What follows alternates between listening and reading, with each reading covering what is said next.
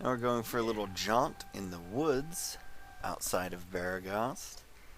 Just one forest region down, you can kind of see there's like the idea that there's maybe a town square like right there.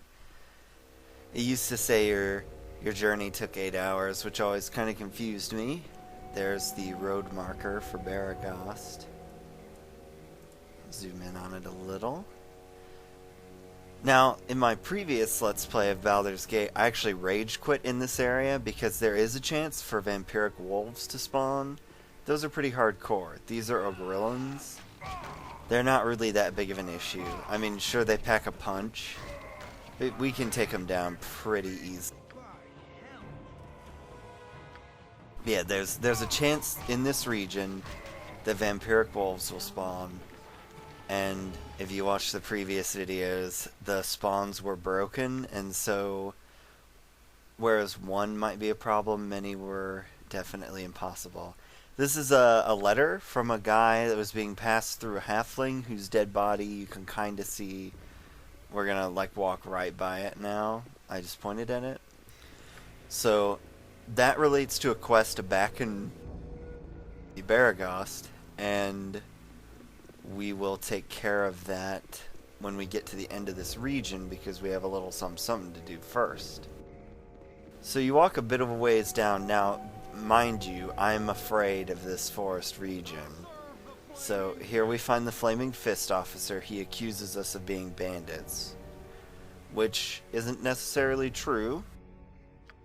So I tell him he's got the wrong guys, and then if we were bandits, why would we be out walking in the open? And he sees the wisdom in my statement, and he lets us go. So, and then he fades out of existence.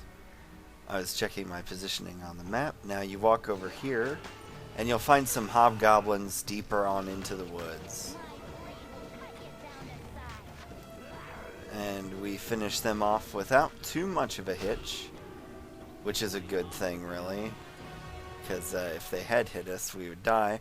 And one of them has boots of stealth, which will be helpful in the future in the event that we want Imoen to be stealthy about anything. Give us some gems, a little bit of this, a little bit of that. Now, once you find the hobgoblins, they're always there. Then a little ways off, just a bit to the sort of upper area here, a bit to the north, you'll find a little hill or a mountain. I guess you could call it a rocky little thing, and there's actually a doorway in it, and it'll lead you to a place with a box in it. I believe it's supposed to be a tomb, or some kind of coffin, and it has a stack of 5 healing potions in it and some money, which is nice. Maybe it's an illicit drug drop. Who knows? Baragast is a strange place.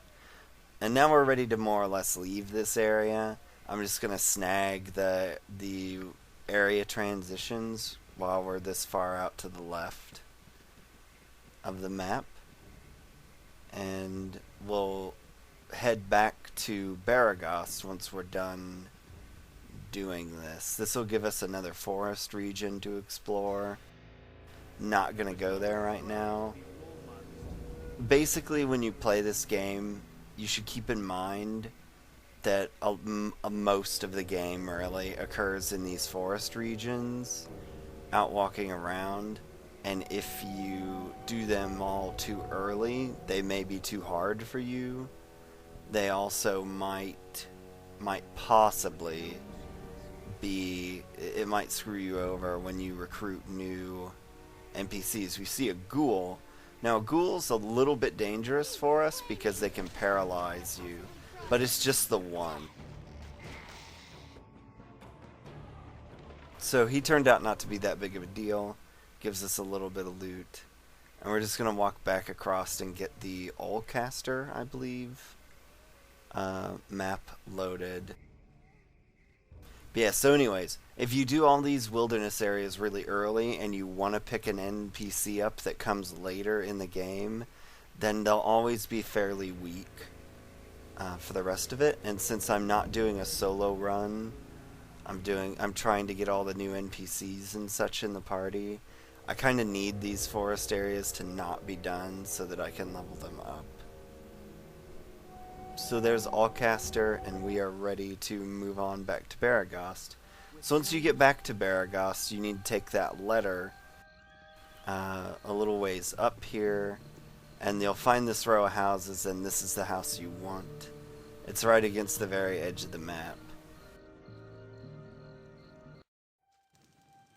And there's a lady in the room off to the right. You talk to her. She says that she would like to hear from her husband, who's gone on a business trip to Alm. And you have that letter. She reads it out. Always and forever, Row. Thank you for such good tidings. Please let me give you this ring. I level up, and it's a ring of protection +1. So we're just going to go ahead and give that to our tank, Ajantis. And I will level up. You get a pretty good roll. 6 additional hit points. I mean, it could be worse. And I get an additional level 1 spell. Just for the sake of argument, I'm going to go ahead and just add a Cure Light Wounds right now. I look at Armor of Faith because I can never remember what some of these like more minor, less commonly used spells do. But since I'm not a melee cleric, it's not really going to be helpful. Kind of in the same way that Shillelagh is not going to be helpful. Now, I haven't tested it out yet, but in the original game, Protection from Evil was actually pretty broken. So, we'll see, maybe in an independent test, what that all entails. It used to just give you a raw bonus to your armor class, regardless of who was attacking you. So we're going to take a little rest here because I believe that the area transition times are the same. And since we just walked a total of 16 hours in the day, I don't want to get myself in trouble walking down through that forest region to Nashkel and getting destroyed by something because all of my people are fatigued and can't do anything.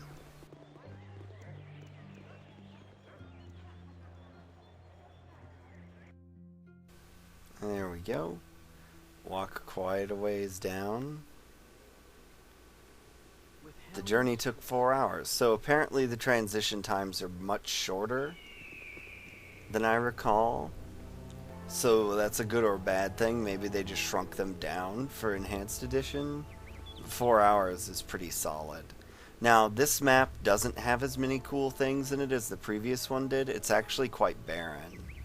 The major thing that you'll see is coming up, and if you follow the road, you don't have to take this fight if you don't want it. I'm going to be careful and use the AI against itself and kite these things very slowly, because there are actually more than a few hobgoblins around, and I'd really rather not be overwhelmed given the difficulty at which we're playing. Better safe than sorry. But it seems, on the bright side, it seems contrary to whatever happened to me with Tutu, that that's over, and that these encounters all work exactly as they ought to have. So that's really cool and good. Which means we're going to be able to finish this Let's Play, most likely, unless some sort of disaster occurs where all my party members die and I lose my save game or something. And we'll finish off this hobgoblin here. The loot here is actually quite nice. A little bit of arrows. We actually kind of need those bastard swords for Ajantis because his current sword might break, and then we'd be kind of in a bad situation if he only had the one. So now we're just going to follow this road down. It's not really a big deal. More or less, we're not going to see anything the rest of the way that's pre-planned. There can still be things that spawn on these roads, so we need to be pretty careful. I'm going to go ahead and tag one of the drops. They've also... I play using a headset, and they've changed the way that the stereo audio functions, because it used to be that in this fog of war, as you're walking through the black, you used to be able to hear things walking around, but now the audio actually functions positionally. So if my characters are to the left of the screen, I will hear very distinctly footsteps to the left. So it does the surround sound feature in this game has been changed to reflect your party's position on the screen and not generally around the map, which is interesting. It's an interesting thing to change. I don't know if it was intended or not.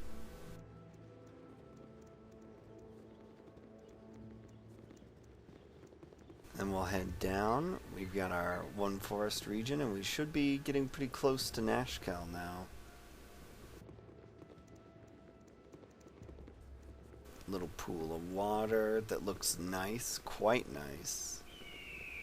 I like that shade of blue. Some nice hand-drawn trees. Interestingly enough, all of these things were drawn by hand. And then this is a mention of Neverwinter, which, if you're a BioWare Black Isle fanboy, you'll know that after Baldur's Gate, the series, after a short interlude, came Neverwinter Nights. And here we go, going to Nashkel.